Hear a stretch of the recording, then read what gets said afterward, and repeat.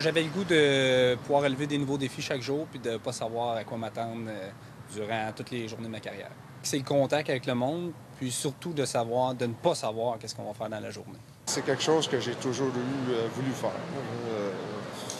Mon oncle, c'était mon idole à ce point de vue-là. En le voyant en uniforme quand j'étais plus jeune, ça m'a vraiment affecté. Puis j'ai dit, Colin, il me semble que ça me ferait bien.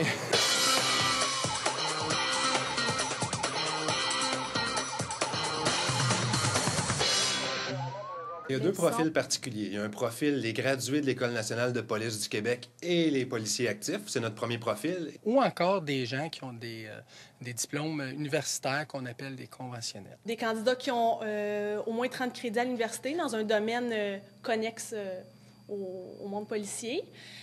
Ou qui ont une formation là, de 3 ans au niveau collégial. Ça peut être une formation en criminaux, en droit, en travail social, en gestion des ressources humaines. Une fois que la formation à l'École nationale est terminée, le processus de sélection s'enclenche assez rapidement. Ça peut aller très rapidement. Nous, on a ciblé une stratégie d'embauche qui fait en sorte qu'on a une embauche 3 semaines suivant chacune des cohortes qui graduent à la NPQ. Donc, un candidat qui va nous envoyer sa demande d'emploi, disons, 3 semaines avant de graduer, il va être embauché au SPVM 3 semaines suivant sa graduation. Le processus est en 10 étapes. On parle de, premièrement, le candidat va sur le site web, spvm.qc.ca, il remplit la demande d'emploi et nous l'envoie. Quand on la reçoit, on procède à une brève admissibilité. Donc, on détermine s'il répond aux normes et aux exigences académiques du service. Suite à ça, immédiatement, on lui envoie un accusé de réception et on lui envoie une lettre lui mentionnant qu'on va débuter le processus et pour quand on veut traiter sa demande d'emploi. Par la suite, il y a différentes étapes. Donc, un centre d'évaluation de la recrue, il y a une évaluation linguistique, une enquête de réputation, une évaluation psychométrique et un test de conduite automobile. Quand le candidat passe toutes ces étapes-là, à ce moment-là, on confirme son embauche. C'est vraiment un processus continu. Là. À longueur d'année, l'embauche se fait. Les gens qu'on embauche au service de police, ce sont tous des gens avec qui je vais travailler dans le futur. Alors, c'est de là l'intérêt pour moi de venir ici à la section. On cherche des jeunes qui ont la formation, mais au-delà de tout ça, on veut des gens motivés à devenir policiers. Ouverture à la diversité, parce que Montréal, c'est un contexte particulier aussi, là, où on a beaucoup de diversité culturelle. On cherche par année 15 personnes issues de minorités visibles. On parle de Noirs, d'Asiatiques, d'Arabes, de Latino-Américains et d'Autochtones qui vont entamer le processus de sélection, aller être formés et ensuite être embauchés au SPVM. C'est le même que le processus des gens gradués de l'ENPQ ou des policiers actifs, à la seule différence que ces gens-là font le processus d'abord. Donc, ils font notre processus de sélection. Une fois qu'ils l'ont terminé, on leur donne une promesse d'embauche. Mais cette promesse d'embauche-là, elle est conditionnelle à ce qu'ils aillent à l'école se faire former. Donc, ils vont 6 mois au cégep faire une attestation d'études collégiales. Donc, ils ne font que les cours de concentration en technique policière. Suite à ça, ils vont à l'École nationale de police du Québec, comme les autres, faire leur stage de 15 semaines. Et ils entrent au SPVM dans l'embauche suivante.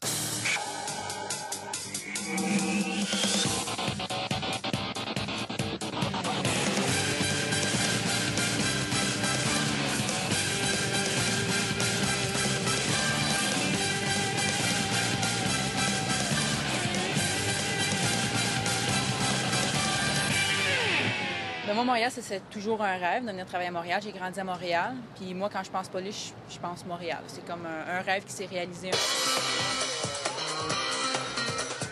Bonjour tout le monde. Merci d'être venu à la conférence du service de police de la Ville de Montréal. Dans un premier temps, on va se présenter. Martin Grenier, commandant au SPVM, poste de quartier 46, soit Ville d'Anjou. Et je vais laisser le soin à ma partenaire de se présenter. Allô tout le monde. Alors, plusieurs d'entre vous me connaissez déjà. Je suis l'agent Cataldo, Ingrid. Je suis l'agent recruteur pour l'SPVM. Donc, merci d'être ici. Puis, on va essayer de répondre à toutes les questions, aux inquiétudes que vous avez. Donc, bonjour. Ce qu'on va faire, on va passer à travers un petit PowerPoint. C'est le PowerPoint qu'on se sert souvent pour aller faire du recrutement, donner de l'information sur le service de police de la Ville de Montréal. Donc, on va passer à travers le PowerPoint. Et s'il y a des questions à la fin, vous ne vous gênez pas, posez vos questions. Vous pouvez même venir nous voir à l'extérieur après. On va rester avec vous pour répondre à toutes les questions. Donc, dans un premier temps, ce qu'on va faire, on va passer rapidement le plan de la présentation avec vous. Donc, ce qu'on va voir aujourd'hui, On va voir rapidement la mission et ses valeurs du service de police de la Ville de Montréal, la structure et les effectifs, le travail du patrouilleur, les différentes fonctions possibles au SPVM, les types de candidatures que nous recherchons, la demande d'emploi et évidemment à la fin la période de questions. Donc, rapidement, la mission du SPVM, qui est un service de police, notre mission est de protéger la vie et les biens, maintenir la paix et la sécurité publique, prévenir et combattre le crime et faire respecter les lois et règlements. Vous prenez note que les services de police québécois ont souvent une mission qui se compare grandement. Donc, à notre niveau, c'est vraiment notre mission générale. Par la suite, on a des valeurs. Les valeurs nous sont propres au service de police de Montréal. À quoi nous tenons vraiment? Les valeurs sont le respect, l'intégrité, donc le respect entre nous, entre policiers, respect avec le citoyen. Donc, vous allez comprendre qu'on est très, très près du citoyen. Ceux qui ont venu nous voir à notre kiosque ce matin, on disait tout le temps, un policier ancré dans sa communauté. Donc, on fait partie de nos citoyens et nos citoyens font partie de notre service de police. Donc, un lien très, très près. L'intégrité, quand on parle d'intégrité, très près d'honnêteté. On parle aussi souvent de transparence. Pour le service de police de la Ville de Montréal, la transparence est importante. Donc, on n'a rien caché. On va vous donner l'information que vous avez besoin. Et l'engagement. Donc, c'est une de nos valeurs qui est l'engagement aussi. Par la suite, la structure du SPVM, comment fonctionne le service de police de la Ville de Montréal? Il faut comprendre que sur l'île de Montréal, nous avons 33 postes de quartier. 33 postes de quartier. Donc, dépendamment où est-ce que vous demeurez sur l'île de Montréal, vous êtes desservi par un de ces postes de quartier-là. Et les postes de quartier, on les retrouve dans 4 régions, soit la région sud, nord, est et ouest. Évidemment, chacun de ces régions-là a un centre opérationnel. Quand on parle de centre opérationnel, mais c'est un endroit où est-ce qu'on a des enquêteurs, où est-ce qu'on a des centres de détention. Et on a également le centre spécialisé qui est Versailles pour toute enquête spécialisée, exemple les homicides, les agressions sexuelles. C'est un centre vraiment spécialisé pour certains domaines. Le quartier général de la police qui se trouve au 1441 Saint-Urbain, donc au centre-ville de Montréal, près de Sainte-Catherine. Attends. Oui. Juste pour que vous sachiez, les gens qui viennent d'arriver au Québec, quand vous voyez la photo en haut, c'est de cette façon que vous identifiez votre poste de quartier du secteur d'où vous demeurez. Donc, c'est très important à connaître. Si j'habite, admettons, à Saint-Léonard, c'est très important de savoir que mon poste de quartier est situé où. Alors, la photo, il monte, il va être écrit 42, puis c'est de cette façon-là que vous identifiez votre poste de quartier. Au poste de quartier, il y a toujours quelqu'un, un agent qui répond pour vous. Il vous donne l'information, n'importe quelle question que vous savez, vous pouvez toujours aller à votre poste de quartier. OK? À la fin de la présentation, vous allez trouver le site Internet qui n'est pas très compliqué. C'est www.spvm.qc.ca. À partir de ce site Internet-là, vous allez pouvoir aller et trouver votre poste de quartier, soit avec votre adresse, avec votre code postal, et ils vont vous dire pour vous, l'arrondissement, où est-ce que vous vous trouvez, votre secteur, votre poste de quartier avec l'adresse exacte. Donc, à ce moment-là, je vous invite à aller le situer si au besoin, vous avez des questions à poser. Comme celui-ci, c'est le poste de Ville d'Anjou, donc ça ressemble à ça.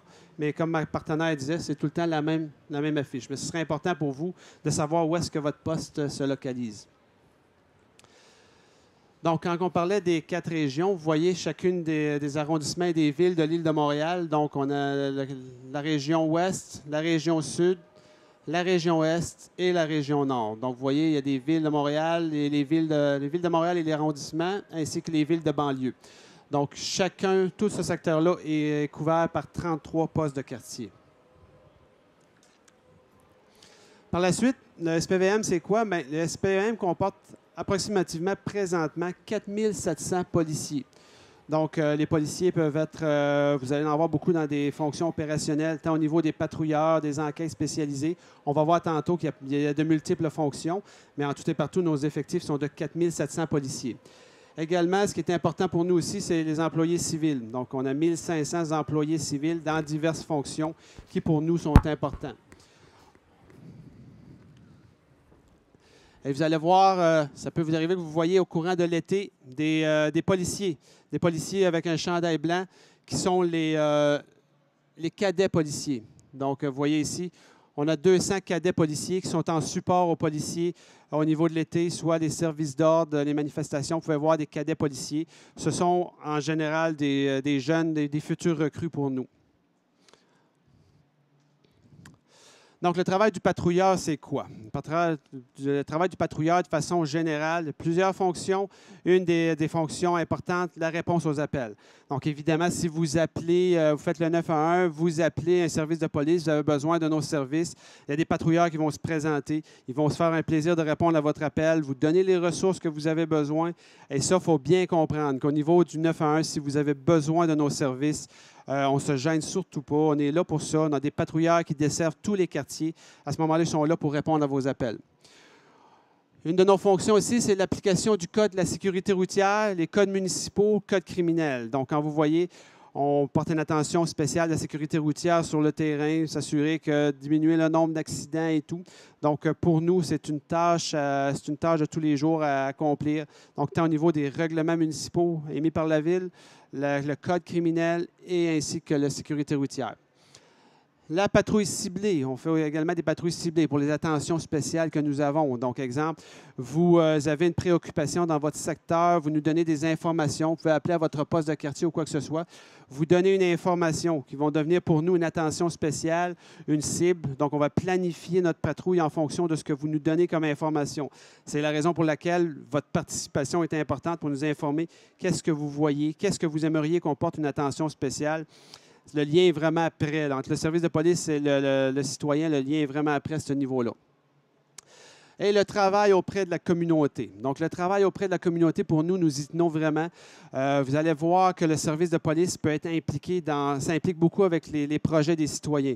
Donc, on va être impliqué dans différents projets. Dernièrement, on voit ce qui est populaire. Vous entendez peut-être parler de la course au flambeau dans les Olympiques spéciaux. Les policiers de Montréal participent beaucoup à ces activités-là. On va aller sur des tables de concertation avec les citoyens. On se rapproche de nos citoyens.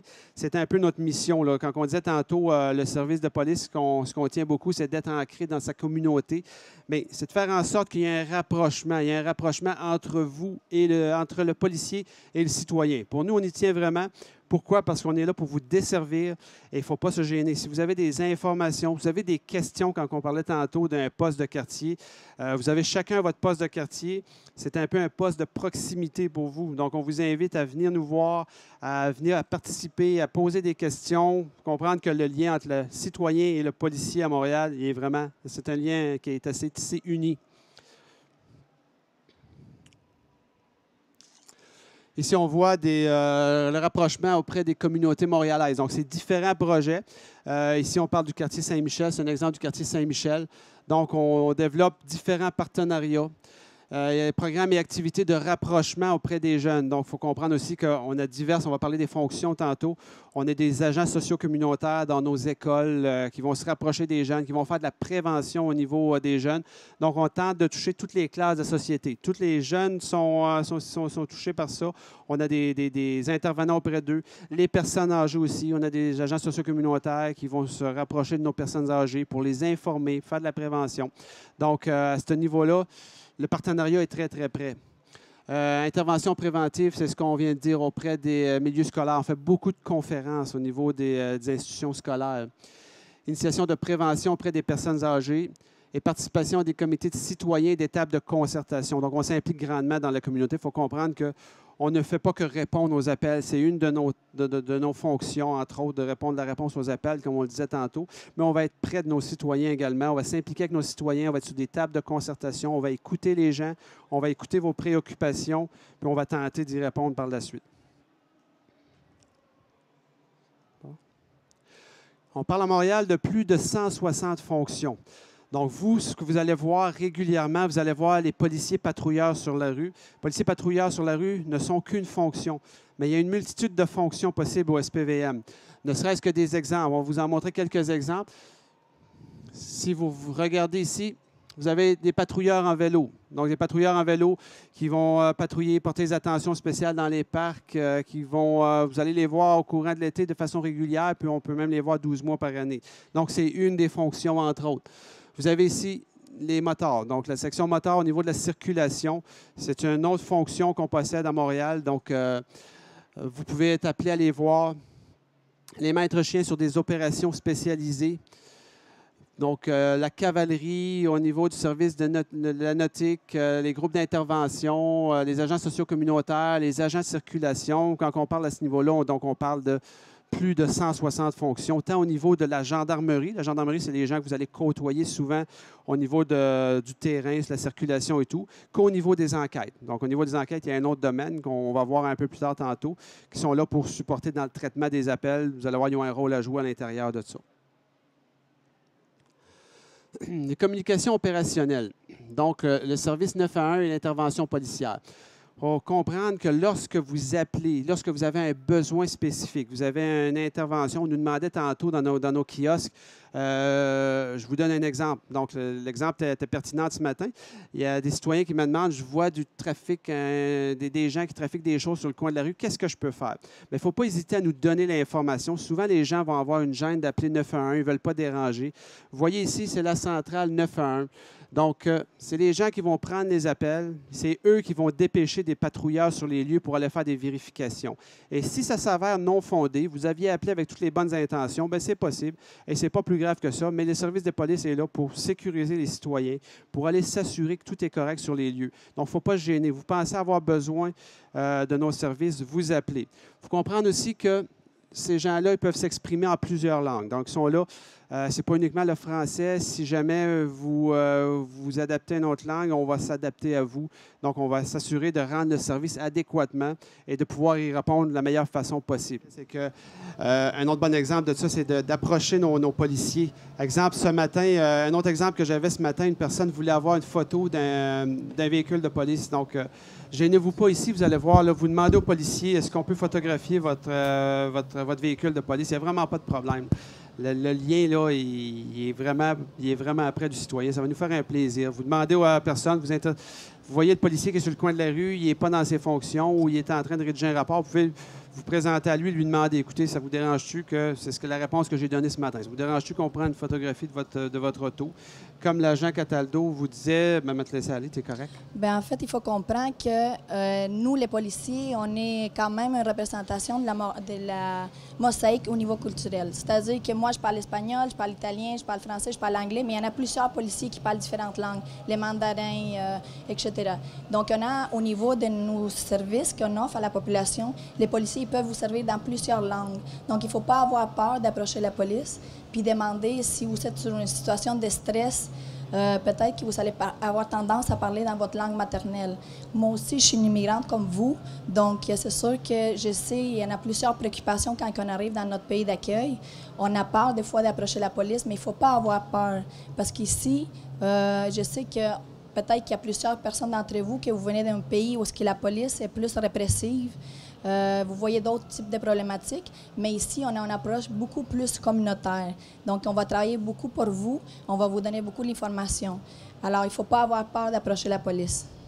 Il faut vraiment bien comprendre cet enjeu-là. Je vais vous donner un exemple. Ici, les photos qu'on voit, ça peut être intéressant pour vous.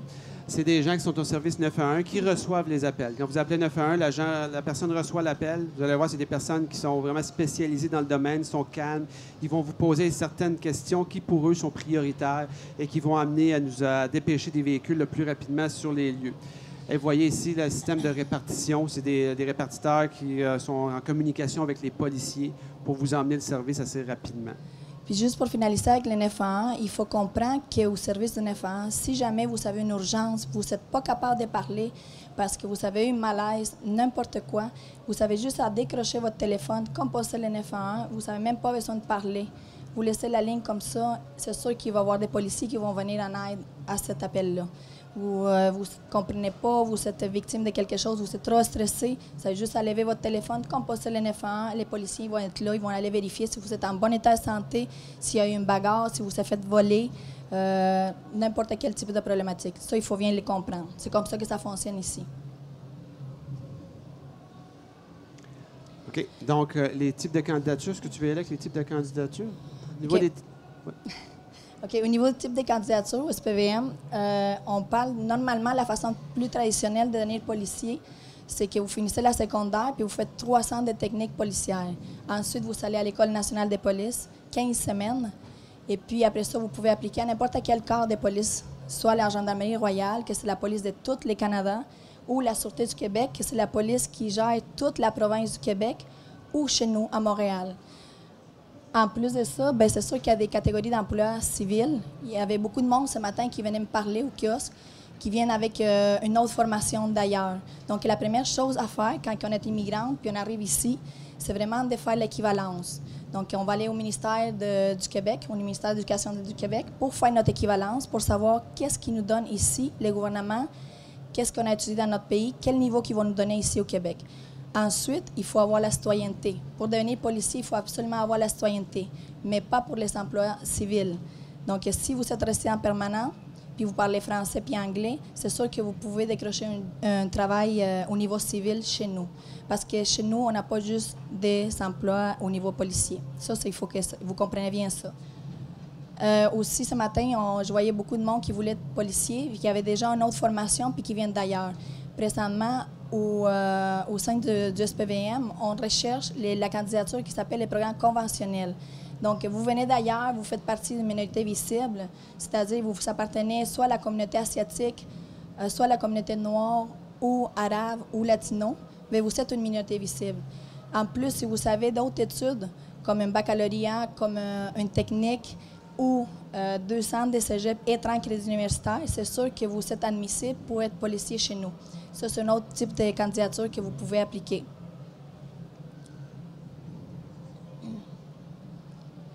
Au niveau aussi d'autres catégories d'emplois qu'il y en a, vous allez voir, il y a l'école blanc. On appelle l'école blanc parce que c'est vraiment toute la partie administrative, soutien au bureau, agent de stationnement.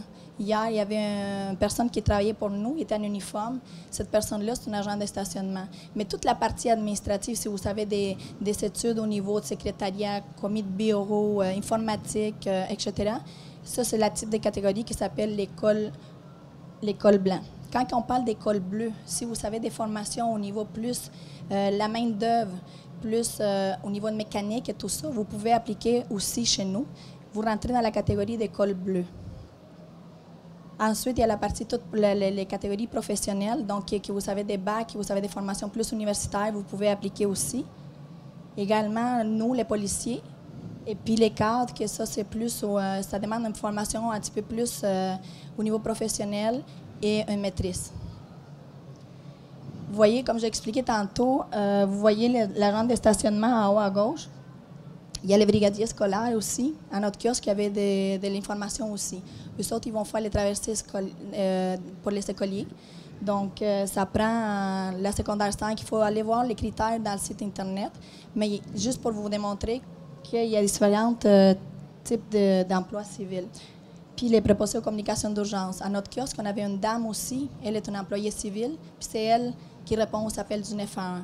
Donc, vous allez avoir différents emplois qui sont offerts à vous. Il ne faut pas avoir peur d'appliquer. Il faut aller voir sur le site Internet, voir si vos critères correspondent.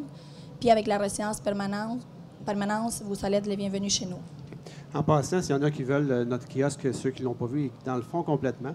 Ceux qui veulent venir après la présentation, on a des gens là qui peuvent vous y répondre. Donc, préposés aux communications d'urgence, entre autres, des policiers. Ils peuvent répondre à vos questions qui sont vraiment très spécifiques. Quand on parle au niveau des conditions d'admissibilité au niveau civil, c'est sûr que, la résidence, j'ai déjà dit, il faut être majeur de 18 ans. Et puis, il faut avoir vraiment une connaissance du français puis l'anglais. Parce que c'est sûr qu'on travaille dans les 2 langues normalement. Donc, si vous parlez les 2 langues puis vous savez en plus votre langue maternelle, c'est surtout un atout. Soit que vous parlez mandarin, espagnol, italien, portugais, c'est sûr que c'est un atout pour les services. Les restes, comme je vous ai déjà dit, il y a le site Internet que vous pouvez naviguer là-dedans puis aller voir si votre profil de carrière correspond chez nous. Bon, mais c'est sûr qu'au site Internet aussi, au niveau des policiers, il faut remplir les formulaires qui sont sur notre site Internet. Vous remplissez la demande d'emploi puis vous appliquez pour les programmes conventionnels. Il y en a plusieurs personnes, je sais, je m'en souviens des visages, vous avez pris la feuille pour tous les critères que ça prend.